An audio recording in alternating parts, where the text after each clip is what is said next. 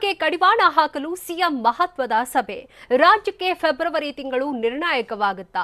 ಬೆಂಗಳೂರಿನಲ್ಲಿ ಎಲ್ಲಿಯವರೆಗೆ 144 ಸೆಕ್ಷನ್ ಜಾರಿ ಮಾಡಲಾಗಿದೆ? ಸಚಿವ ಅಶ್ವಥ್ ನಾರಾಯಣ್ಗೆ ಟಕ್ಕರ್ ಕೊಡಲು ಡಿಕೆಶಿ ಮಾಡಿರೋ ಪ್ಲಾನ್ ಏನು? ಕೊರೋನಾ ಕಟ್ಟಿ ಹಾಕಲು CM high voltage meeting. Bommai ನೇತೃತ್ವದ ಸಭೆಯಲ್ಲಿ ಏನೆಲ್ಲ ಚರ್ಚೆ ಮಾಡಿದ್ರು?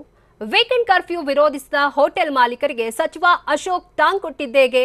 ನೋಡೋಣ ಕೊರೋನಾ ಮೀಟಿಂಗ್ ನ್ಯೂಸ್ ಎಕ್ಸ್‌ಪ್ರೆಸ್‌ನಲ್ಲಿ.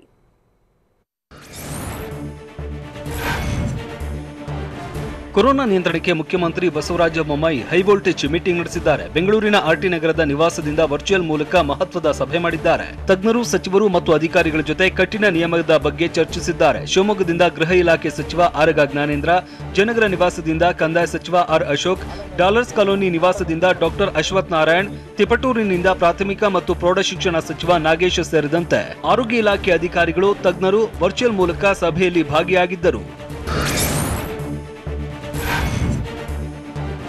ಬೆಂಗಳೂರಿನ ಆಸ್ಪತ್ರೆಗಳಲ್ಲಿ ಒಪಿಡಿಗಳನ್ನು ಸಿದ್ಧಪಡಿಸಿ ಅಂತ ಸಿಎಂ ಬಸವರಾಜ ಬೊಮ್ಮಾಯಿ ಹೇಳಿದ್ದಾರೆ. ಇಂದು ನಡೆದ ಮಹತ್ವದ ಸಭೆಯಲ್ಲಿ ಆಸ್ಪತ್ರೆ ಬೆಡ್ಗಳ ಸಂಖ್ಯೆ ಹೆಚ್ಚಿಸಿ, ಸೋಂಕಿತರ ಕುಟುಂಬದ ಸದಸ್ಯರ ಮೇಲೆ ಹೆಚ್ಚಿನ ನಿಗಾ ಇಡಿ ಅಂತ ಸಲಹೆ ನೀಡಿದ್ದಾರೆ. 5T ಸೂತ್ರವನ್ನ ಪರಿಣಾಮಕಾರಿಯಾಗಿ ಜಾರಿಗೊಳಿಸಿ ಎಂದಿರುವ ಸಿಎಂ, ಸಂಘ ಸಂಸ್ಥೆಗಳ ಸಹಾಯ ಪಡೆಯಿರಿ, ಜನರಲ್ಲಿ ಭಯ ಕಡಿಮೆ ಮಾಡಿ ಅಂತಲೂ ಸೂಚನೆ ಕೊಟ್ಟಿದ್ದಾರೆ.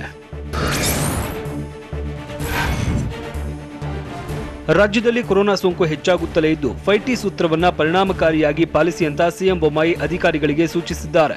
ಟೆಸ್ಟಿಂಗ್, ಟ್ರ್ಯಾಕಿಂಗ್, ಟ್ರೇಸಿಂಗ್, ಟ್ರಯಾಜಿಂಗ್ ಮತ್ತು ಟೆಕ್ನಾಲಜಿ ಬಳಕೆಯ 5T ಸೂತ್ರ ಪರಿಣಾಮಕಾರಿಯಾಗಿ ಜಾರಿಗೆ ತನ್ನಿ ಅಂತ ಸಭೆಯಲ್ಲಿ ಕೆಲವು ಸೂಚನೆಗಳನ್ನ ಸಿಎಂ ಬೊಮ್ಮಾಯಿ ನೀಡಿದ್ದಾರೆ.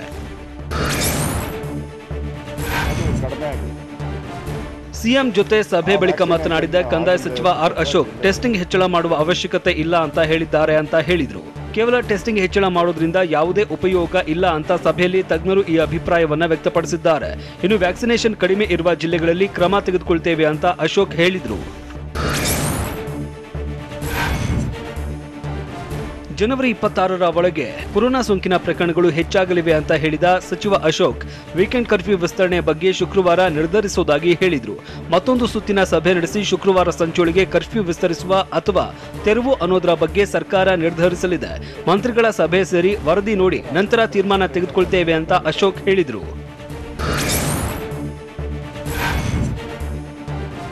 ರಾಜ್ಯ ಸರ್ಕಾರಕ್ಕೆ ಲಾಕ್ಡೌನ್ ಮಾಡುವ ಉದ್ದೇಶ ಇಲ್ಲ ಅಂತ ಕಂದಾಯ ಸಚಿವ ಆರ್ ಅಶೋಕ್ ಹೇಳಿದ್ದಾರೆ. ಲಾಕ್ಡೌನ್, ವೀಕೆಂಡ್ ಕರ್ಫ್ಯೂ ಉದ್ದೇಶವಿಲ್ಲ. ಜನರ ಆರೋಗ್ಯ, ಪ್ರಾಣ ರಕ್ಷಣೆ ನಮ್ಮ ಕರ್ತವ್ಯ. ಯಾರೋ ಒಬ್ಬರ ಲಾಭಕ್ಕಾಗಿ ನಿಯಮ ಬದಲಿಸುವುದಕ್ಕೆ ಆಗಲ್ಲ. ಕೊರೋನಾ ಹೆಚ್ಚಾದರೆ ಎಲ್ಲರೂ ಸರ್ಕಾರವನ್ನ ಪ್ರಶ್ನಿಸುತ್ತಾರೆ. ಹೀಗಾಗಿ ನಮಗೆ ರಾಜ್ಯದ ಜನರ ಪ್ರಾಣ ಮುಖ್ಯ. WHO ಕೇಂದ್ರದ ಮಾರ್ಗಸೂಚಿಯನ್ನ ಪಾಲಿಸಬೇಕಾಗುತ್ತದೆ ಅಂತ ಅಶೋಕ್ ಹೇಳಿದ್ದಾರೆ. ಬೆಂಗಳೂರಲ್ಲಿ ಜನದಟ್ಟಣೆ ತಡೆಯುವುದಕ್ಕೆ ತಿಂಗಳಾಂತ್ಯದವರೆಗೂ 144 ಸೆಕ್ಷನ್ ವಿಸ್ತರಣೆ ಮಾಡಲಾಗಿದೆ. ಪ್ರತಿಭಟನೆ, ರ್ಯಾಲಿ, ಗುಂಪುಗೂಡೋದಕ್ಕೆ ನಿಷೇಧಿಸಿ ನಗರ ಪೊಲೀಸ್ ಆಯುಕ್ತ ಕಮಲ್ ಪಂತ್ ಆದೇಶ ಮಾಡಿದ್ದಾರೆ. ನಿಯಮ ಉಲ್ಲಂಘಿಸಿದರೆ NDMA ಕಾಯ್ದೆ ಅಡಿಯಲ್ಲಿ ಕ್ರಮ ಕೈಗೊಳ್ಳಲಿದ್ದು, ಜನವರಿ 31ರ ಬೆಳಗ್ಗೆ 5ರವರೆಗೂ 144 ಸೆಕ್ಷನ್ ಜಾರಿ ಮಾಡಲಾಗಿದೆ. ಸರ್ಕಾರದ ಟಫ್ ರೂಲ್ಸ್ಗೆ ಹೋಟೆಲ್ ಮಾಲೀಕರು ವಿರೋಧಿಸಿದ್ದಾರೆ. ನೈಟ್ ಕರ್ಫ್ಯೂ ಇರಲಿ, ಆದರೆ ವೀಕೆಂಡ್ ಕರ್ಫ್ಯೂ ಬೇಡ ಅಂತ ಸರ್ಕಾರಕ್ಕೆ ಹೋಟೆಲ್ ಮಾಲೀಕರು ಮನವಿ ಮಾಡಿದ್ದಾರೆ. ಮಹಾರಾಷ್ಟ್ರದಲ್ಲಿ ಯಾವ ವೀಕೆಂಡ್ ಕರ್ಫ್ಯೂ ಇಲ್ಲ. ವಾರದ 7 ದಿನವೂ ಕೇವಲ 50-50 ರೂಲ್ಸ್ ಇದೆ. ಕರ್ನಾಟಕದಲ್ಲೂ ಅದೇ ರೀತಿ ಮಾದರಿ ಅನುಸರಿಸಿ, ಆಗ ಉದ್ಯಮಿಗಳಿಗೂ ಯಾವುದೇ ಸಮಸ್ಯೆ ಆಗಲ್ಲ ಅಂತ ಬೆಂಗಳೂರು ಹೋಟೆಲ್ ಮಾಲೀಕರ ಸಂಘ ಮನವಿ ಮಾಡಿದೆ. ಆದರೆ ಹೋಟೆಲ್ ಮಾಲೀಕರ ವಿರೋಧಕ್ಕೆ ಸಚಿವ ಅಶೋಕ್ ಆಕ್ರೋಶ ಹೊರಹಾಕಿದ್ದಾರೆ. ಹೋಟೆಲ್ನವರಷ್ಟೇ ವ್ಯಾಪಾರ ಮಾಡ್ತಾ ಇಲ್ಲ, ಉಳಿದವರು ವ್ಯಾಪಾರ ವಹಿವಾಟು ಇದೆ. ಆದರೆ ಕೋವಿಡ್ ಜಾಸ್ತಿ ಆದ್ರೆ ಯಾರು ಹೊಣೆ ಹೊರ್ತಾರೆ ಅಂತ ತಿರುಗೇಟು ನೀಡಿದ್ದಾರೆ. ಬೆಂಗಳೂರು ಮದ್ಯ ವ್ಯಾಪಾರಿಗಳ ಸಂಘ ಕೂಡ ವೀಕೆಂಡ್ ಕರ್ಫ್ಯೂನಿಂದ ವಿನಾಯಿತಿ ನೀಡುವಂತೆ ರಾಜ್ಯ ಸರ್ಕಾರಕ್ಕೆ ಮನವಿ ಮಾಡಿದೆ. ಅಲ್ಲದೆ ನೈಟ್ ಕರ್ಫ್ಯೂ ಮುಂದುವರಿಸಿ, ಆದರೆ ಸಮಯ ಬದಲಿಸಿ ಅಂತ ಒತ್ತಾಯಿಸಿದೆ. ರಾತ್ರಿ 11 ಅಥವಾ 12 ಗಂಟೆಯಿಂದ ನೈಟ್ ಕರ್ಫ್ಯೂ ಜಾರಿ ಮಾಡಿ, ಜೊತೆಗೆ ವೀಕೆಂಡ್ನಲ್ಲಿ 50-50 ರೂಲ್ಸ್ಗೆ ಅವಕಾಶ ನೀಡಿ ಅಂತ ಬೆಂಗಳೂರು ಮದ್ಯ ವ್ಯಾಪಾರಿಗಳ ಸಂಘದ ಕಾರ್ಯದರ್ಶಿ ಕರುಣಾಕರ್ ಹೆಗ್ಡೆ ಮನವಿ ಮಾಡಿದ್ದಾರೆ. ಸಂಪೂರ್ಣವಾಗಿ ಬಂದ್ ಮಾಡಿದ್ರೆ ಕಷ್ಟ ಆಗುತ್ತೆ. ಹೀಗಾಗಿ ಮಹಾರಾಷ್ಟ್ರದಂತೆ ಕೇವಲ ಕರ್ಫ್ಯೂ ಮಾತ್ರ ಜಾರಿಗೆ ತನ್ನಿ ಅಂತ ಒತ್ತಾಯಿಸಿದ್ದಾರೆ.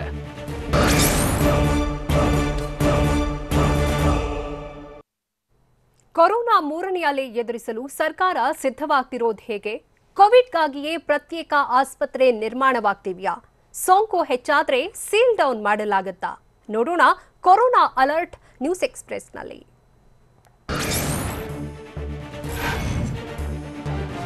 ಕೊರೋನಾ ಕಂಟ್ರೋಲ್ಗೆ ಆರೋಗ್ಯ ಇಲಾಖೆ ರೆಡಿಯಾಗಿದ್ದು ಮೂರನೇ ಅಲೆ ಎದುರಿಸಲು ಇಲಾಖೆ ಸಕಲ ಸಿದ್ಧತೆ ನಡೆಸಿದೆ. ಆರೋಗ್ಯ ಇಲಾಖೆ ಬೆಂಗಳೂರಿನಲ್ಲಿ ಬೆಡ್ ಸಂಖ್ಯೆ ಹೆಚ್ಚಳ ಮಾಡಿದೆ. ಅವಶ್ಯಕತೆಗೆ ಅನುಗುಣವಾಗಿ ಜಿಲ್ಲೆಗಳಲ್ಲೂ ಬೆಡ್ ವ್ಯವಸ್ಥೆ ಮಾಡುತ್ತಿದ್ದು, ಅಗತ್ಯವಿದ್ದರೆ ಖಾಸಗಿ ಆಸ್ಪತ್ರೆಗಳಲ್ಲೂ ಬೆಡ್ ಮೀಸಲು ಇಡಲಿದೆ.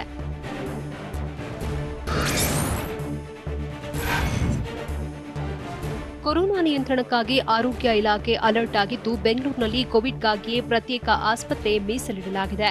ಸಿವಿ ರಾಮನ್ ಆಸ್ಪತ್ರೆಯಲ್ಲಿ 166 ಬೆಡ್ ವ್ಯವಸ್ಥೆ ಮಾಡಿದ್ದು, ಐಸಿಯು ವಿತ್ ವೆಂಟಿಲೇಟರ್ನ 16 ಬೆಡ್ಗಳಿವೆ. ಅಲ್ಲದೆ 30 high dependency unit bed, 75 oxygen ಬೆಡ್ಗಳ ವ್ಯವಸ್ಥೆ ಮಾಡಲಾಗಿದೆ. ಸಿವಿ ರಾಮನ್ ಆಸ್ಪತ್ರೆಯಲ್ಲಿ 45 ಜನರಲ್ ಬೆಡ್ಗಳಿವೆ. ಇದರ ಜೊತೆ ಮುಚ್ಚಿರೋ ಕೋವಿಡ್ ಕೇರ್ ಸೆಂಟರ್ಗಳ ರೀಓಪನ್ ಮಾಡಿದ್ದು, ಟ್ರಯಾಜ್ ಚಿಕಿತ್ಸಾ ಕೇಂದ್ರಗಳ ಸಿದ್ಧತೆ ಮಾಡಲಾಗಿದೆ.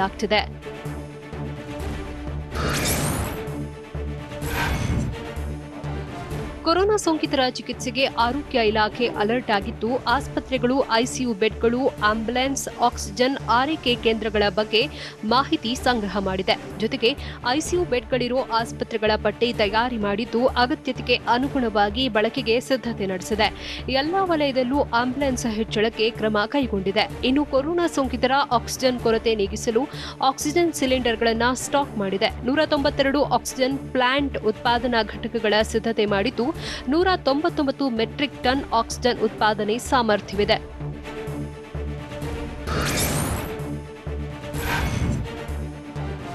ರಾಜ್ಯದಲ್ಲಿ ಸದ್ಯ ಪ್ರತಿದಿನ 30,000ಕ್ಕೂ ಹೆಚ್ಚಿನ ಕೊರೋನಾ ಪ್ರಕರಣ ಪತ್ತೆಯಾಗುತ್ತಿದ್ದು, ಮುಂದಿನ ದಿನಗಳಲ್ಲಿ ಮತ್ತಷ್ಟು ಹೆಚ್ಚುವ ಆತಂಕ ಕಾಡುತ್ತಿದೆ. ಹೀಗಾಗಿ ಒಂದೇ ಮನೆಯಲ್ಲಿ 3ಕ್ಕಿಂತ ಹೆಚ್ಚು ಕೇಸ್ ಪತ್ತೆಯಾದರೆ ಅಕ್ಕಪಕ್ಕದ 100 ಮೀಟರ್ ನಿಷೇಧಿತ ಪ್ರದೇಶ ಅಂತ ಗುರುತು ಮಾಡಲಿದ್ದಾರೆ. ಅಲ್ಲದೆ ಆ ರಸ್ತೆಯನ್ನೇ ಸೀಲ್ ಡೌನ್ ಮಾಡಲು ಕ್ರಮ ಕೈಗೊಳ್ಳಲಾಗಿದೆ.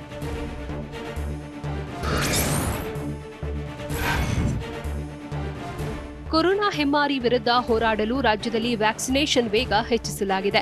100ರಷ್ಟು ಎರಡನೇ ಡೋಸ್ ಲಸಿಕೆ ವಿತರಣೆ ಗುರಿ ಹೊಂದಿದ್ದು, ಲಸಿಕಾ ಕಾರಣಕ್ಕೆ ಆಶಾ ಕಾರ್ಯಕರ್ತೆಯರನ್ನ ಬಳಕೆ ಮಾಡಲಾಗುತ್ತಿದೆ. ಅಲ್ಲದೆ ಗುತ್ತಿಗೆ ಆಧಾರದ ಮೇಲೆ ಸ್ಟಾಫ್ ನರ್ಸ್ಗಳಿಗೆ ಕೆಲಸ ನೀಡಿದ್ದು, 2.5 ಲಕ್ಷ ಸಿಬ್ಬಂದಿಗೆ ತರಬೇತಿ ನೀಡಿದೆ. ಅಲ್ಲದೆ ಹೋಮ್ ಐಸೋಲೇಷನ್ನಲ್ಲಿರುವವರ ಮೇಲೆ ನಿಗಾ ಇಡಲು ಕ್ರಮ ಕೈಗೊಂಡಿದೆ.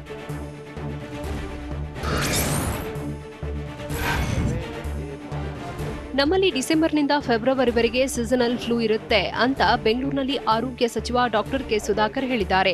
ಕೋವಿಡ್ ಲಕ್ಷಣ ಇರುವವರಿಗೆ ಆದ್ಯತೆಯ ಮೇರೆಗೆ ಕೋವಿಡ್ ಟೆಸ್ಟ್ ಮಾಡಲಾಗ್ತಿದೆ. ಬೇರೆ ರಾಜ್ಯಕ್ಕೆ ಹೋಲಿಸಿದರೆ ನಮ್ಮಲ್ಲಿ ಹೆಚ್ಚು ಟೆಸ್ಟ್ ಆಗ್ತಿದೆ. ನಮ್ಮ ರಾಜ್ಯದಲ್ಲಿ ಕೋವಿಡ್ ಸಾವಿನ ಸಂಖ್ಯೆಯೂ ಕಡಿಮೆ ಇದೆ. ಆಸ್ಪತ್ರೆಗಳಿಗೆ ದಾಖಲಾಗುವವರ ಸಂಖ್ಯೆಯೂ ಕಡಿಮೆ ಇದೆ. ನಾವು ಮುಂಜಾಗ್ರತಾ ಕ್ರಮ ತೆಗೆದುಕೊಂಡಿದ್ದರಿಂದ ಕೊರೋನಾ ನಿಯಂತ್ರಣದಲ್ಲಿದೆ ಎಂದು ಸಚಿವರು ಹೇಳಿದ್ದಾರೆ.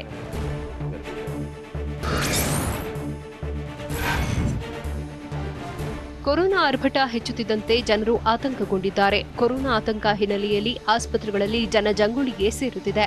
ಸಣ್ಣ ಪುಟ್ಟ ಸಮಸ್ಯೆಗಳಿಗೂ ಆಸ್ಪತ್ರೆಗಳಿಗೆ ಜನರು ದೌಡಾಯಿಸುತ್ತಿದ್ದಾರೆ. ಇಂದು ಬೆಂಗಳೂರಿನ ಮಲ್ಲೇಶ್ವರಂನಲ್ಲಿರುವ ಕೆಸಿ ಜನರಲ್ ಆಸ್ಪತ್ರೆಯ ಒಪಿಡಿ ವಿಭಾಗದಲ್ಲಿ ಹೆಚ್ಚಿನ ಸಂಖ್ಯೆಯಲ್ಲಿ ಜನರು ಸೇರಿದ್ರು. ಕೆಮ್ಮು, ನೆಗಡಿ, ಜ್ವರ ಎಂದು ಆಸ್ಪತ್ರೆಗೆ ಜನರು ಆಗಮಿಸುತ್ತಿದ್ದಾರೆ.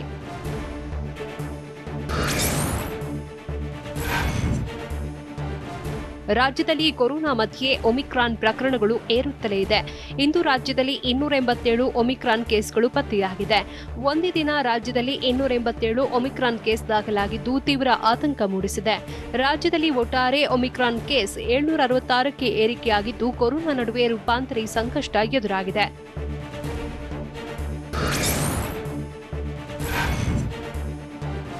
ದೇಶದಲ್ಲಿ ಲಸಿಕಾಕರಣಕ್ಕೆ ಮತ್ತಷ್ಟು ವೇಗ ನೀಡಲಾಗುತ್ತಿದೆ. ಮಾರ್ಚ್ನಿಂದ 12ರಿಂದ 14 ವರ್ಷದ ಮಕ್ಕಳಿಗೆ ಲಸಿಕೆ ನೀಡಲು ತೀರ್ಮಾನಿಸಿದ್ದೇವೆ ಅಂತ ಎನ್ಡಿಎಜಿಐ ಮುಖ್ಯಸ್ಥ ಡಾಕ್ಟರ್ ಎನ್ಕೆ ಅರೋರಾ ಹೇಳಿದ್ದಾರೆ. 15ರಿಂದ 17 ವರ್ಷದ 3.3 ಕೋಟಿ ಮಕ್ಕಳಿಗೆ ವ್ಯಾಕ್ಸಿನ್ ನೀಡಲಾಗಿದ್ದು, 45% ಮಕ್ಕಳಿಗೆ ಮೊದಲ ಡೋಸ್ ಲಸಿಕೆಯಾಗಿದೆ. ಫೆಬ್ರವರಿ ತಿಂಗಳೊಳಗೆ ಎರಡನೇ ಡೋಸ್ ಪೂರ್ಣಗೊಳ್ಳಲಿದೆ. ಹೀಗಾಗಿ 12ರಿಂದ 14 ವರ್ಷದವರಿಗೆ ಮಾರ್ಚ್ನಲ್ಲಿ ಲಸಿಕೆ ನೀಡುವುದಾಗಿ ದೆಹಲಿಯಲ್ಲಿ ಡಾಕ್ಟರ್ ಎನ್ಕೆ ಅರೋರಾ ಹೇಳಿದ್ದಾರೆ.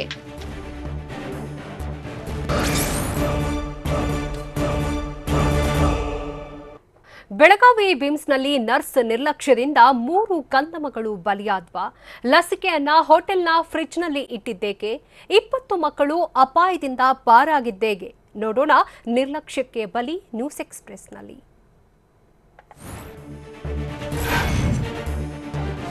ಬೆಳಗಾವಿಯ ಬಿಮ್ಸ್ನಲ್ಲಿ 3 ಮಕ್ಕಳ ನಿಗೂಢ ಸಾವಿನ ರಹಸ್ಯ ಬಯಲಾಗಿದೆ. ಪ್ರಾಥಮಿಕ ತನಿಖೆಯಲ್ಲಿ ನರ್ಸ್, ಫಾರ್ಮಾಸಿಸ್ಟ್ ನಿರ್ಲಕ್ಷ್ಯ ಬಯಲಾಗಿದ್ದು, ಸಿಬ್ಬಂದಿ ಬೇಜವಾಬ್ದಾರಿಗೆ ಮಕ್ಕಳು ಮೃತಪಟ್ಟಿದ್ದಾರೆ ಅಂತ ಟಿವಿ9ಗೆ ತನಿಖಾಧಿಕಾರಿ ಈಶ್ವರ್ ಗಡಾದ್ ಹೇಳಿದ್ದಾರೆ. ತನಿಖಾಧಿಕಾರಿ ಈಶ್ವರ್ ಗಡಾದ್ ಪ್ರಾಥಮಿಕ ವರದಿಯಲ್ಲಿ ನರ್ಸ್, ಫಾರ್ಮಾಸಿಸ್ಟ್ ನಿರ್ಲಕ್ಷ್ಯಕ್ಕೆ ಮಕ್ಕಳ ಸಾವು ಅಂತ ಉಲ್ಲೇಖಿಸಿದ್ದಾರೆ.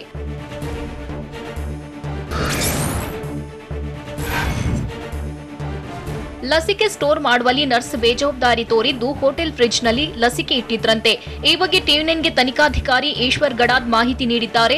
ಲಸಿಕೆ ನೀಡೋ ದಿನವಷ್ಟೇ ಲಸಿಕೆ ಕೊಂಡೊಯ್ಯಬೇಕು, ಅದು ಕೂಡ ಆರೋಗ್ಯ ಕೇಂದ್ರದಿಂದಲೇ ತೆಗೆದುಕೊಂಡು ಹೋಗಬೇಕು. ಆದ್ರೆ 2 ದಿನ ಮೊದಲೇ ಫಾರ್ಮಾಸಿಸ್ಟ್ಗೆ ಕರೆ ಮಾಡಿ ಆಶಾ ಕಾರ್ಯಕರ್ತೆ ಮೂಲಕ ಲಸಿಕೆ ತರಿಸಿಕೊಂಡಿದ್ದ ನರ್ಸ್ ನಂತರ ಹೋಟೆಲ್ನ ಫ್ರಿಡ್ಜ್ನಲ್ಲಿ ಲಸಿಕೆ ಇಟ್ಟಿದ್ರು ಅಂತ ಟಿವಿ9ಗೆ ತನಿಖಾಧಿಕಾರಿ ಈಶ್ವರ್ ಗಡಾದ್ ಮಾಹಿತಿ ನೀಡಿದ್ದಾರೆ.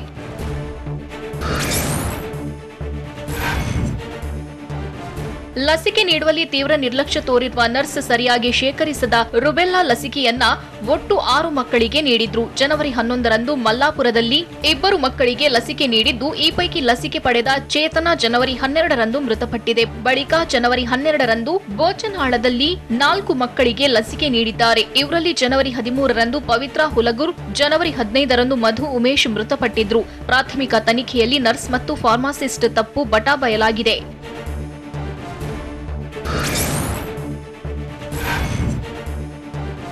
ಮಕ್ಕಳಿಗೆ ವ್ಯಾಕ್ಸಿನ್ ನೀಡಲು ಅನುಸರಿಸಬೇಕಾದ ನಿಯಮಗಳನ್ನೇ ನರ್ಸ್ ಗಾಳಿಗೆ ತೂರಿದ್ದಾಳೆ.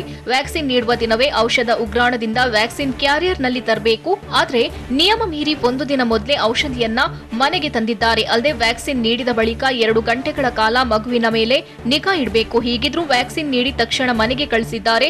ಇನ್ನು ವ್ಯಾಕ್ಸಿನ್ ನೀಡಿದ ಬಳಿಕ ಮತ್ತೆ ಔಷಧ ಉಗ್ರಾಣದಲ್ಲಿ ಉಳಿದ ಡೋಸ್ಗಳನ್ನ ಸಂಗ್ರಹ ಮಾಡಬೇಕು. ಆದ್ರೆ ಆಸ್ಪತ್ರೆಯಲ್ಲಿ ಇಡಬೇಕಾದ ವ್ಯಾಕ್ಸಿನ್ಗಳನ್ನ ಹೋಟೆಲ್ ಫ್ರಿಡ್ಜ್ನಲ್ಲಿ ಇಟ್ಟಿದ್ದು, ನರ್ಸ್ ತಪ್ಪಿನಿಂದ 3 ಕಂದಮ್ಮಗಳು ಮೃತಪಟ್ಟಿವೆ.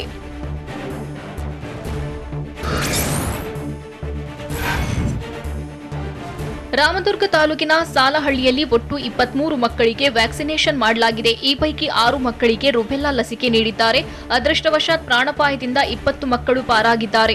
ರುಬೆಲ್ಲಾ ಲಸಿಕೆ ಪಡೆದ 6 ಮಕ್ಕಳಿಗೆ ಪರಿಣಾಮ ಆಗಿದ್ದು, ನರ್ಸ್ ಮತ್ತು ಫಾರ್ಮಾಸಿಸ್ಟ್ ಬೇಜವಾಬ್ದಾರಿಗೆ 3 ಮಕ್ಕಳು ಮೃತಪಟ್ಟಿದ್ದಾರೆ. ಸದ್ಯ ಬೆಳಗಾವಿ ಜಿಲ್ಲಾಸ್ಪತ್ರೆಯಲ್ಲಿ 1 ಮಗು, ರಾಮದುರ್ಗ ತಾಲೂಕು ಆಸ್ಪತ್ರೆಯಲ್ಲಿ ಮತ್ತೊಂದು ಮಗು ಚಿಕಿತ್ಸೆ ಪಡೆಯುತ್ತಿದೆ. 2 ದಿನದ ಹಿಂದೆ ಇನ್ನೊಂದು ಮಗು ಗುಣಮುಖವಾಗಿ ಡಿಸ್ಚಾರ್ಜ್ ಆಗಿದೆ.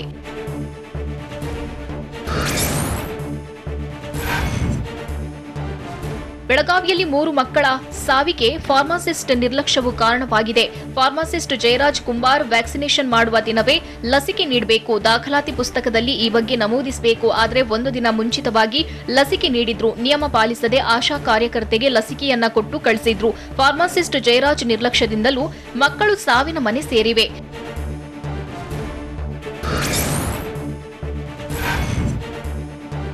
ತಪ್ಪಿತಸ್ಥರ ವಿರುದ್ಧ ಶಿಸ್ತು ಕ್ರಮ ಕೈಗೊಳ್ಳುವುದಾಗಿ ಬೆಳಗಾವಿ ಜಿಲ್ಲಾಧಿಕಾರಿ ಎಂಜಿ ಹಿರೇಮಠ್ ತಿಳಿಸಿದ್ದಾರೆ. ರಾಮದುರ್ಗ ತಾಲೂಕಿನ ಸಾಲಹಳ್ಳಿ ಪ್ರಾಥಮಿಕ ಆರೋಗ್ಯ ಕೇಂದ್ರದಲ್ಲಿ ರುಬೆಲ್ಲಾ ಲಸಿಕೆ ನೀಡಲಾಗಿದೆ. 6 ಮಕ್ಕಳಿಗೆ ರುಬೆಲ್ಲಾ ಚುಚ್ಚುಮದ್ದು ನೀಡಿದ್ದಾರೆ. ಈ ಪೈಕಿ 3 ಮಕ್ಕಳು ಮೃತಪಟ್ಟಿದ್ದು, 3 ಮಕ್ಕಳು ಆರೋಗ್ಯವಾಗಿವೆ. ತಪ್ಪಿತಸ್ಥರ ವಿರುದ್ಧ ಶಿಸ್ತು ಕ್ರಮ ಕೈಗೊಳ್ಳುತ್ತೇವೆ ಅಂತ ಜಿಲ್ಲಾಧಿಕಾರಿ ತಿಳಿಸಿದ್ದಾರೆ.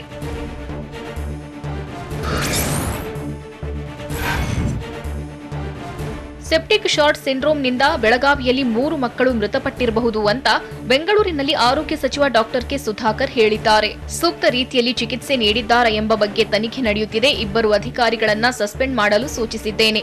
ಎಎನ್ಎಂ ಫಾರ್ಮಾಸಿಸ್ಟರನ್ನ ಅಮಾನತು ಮಾಡಲು ತಿಳಿಸಿದ್ದು, ತನಿಖೆಗಾಗಿ ನೋಡಲ್ ಅಧಿಕಾರಿಗಳನ್ನ ಕಳುಹಿಸಲಾಗುತ್ತಿದೆ ಎಂದು ಸಚಿವ ಸುಧಾಕರ್ ಹೇಳಿದ್ದಾರೆ.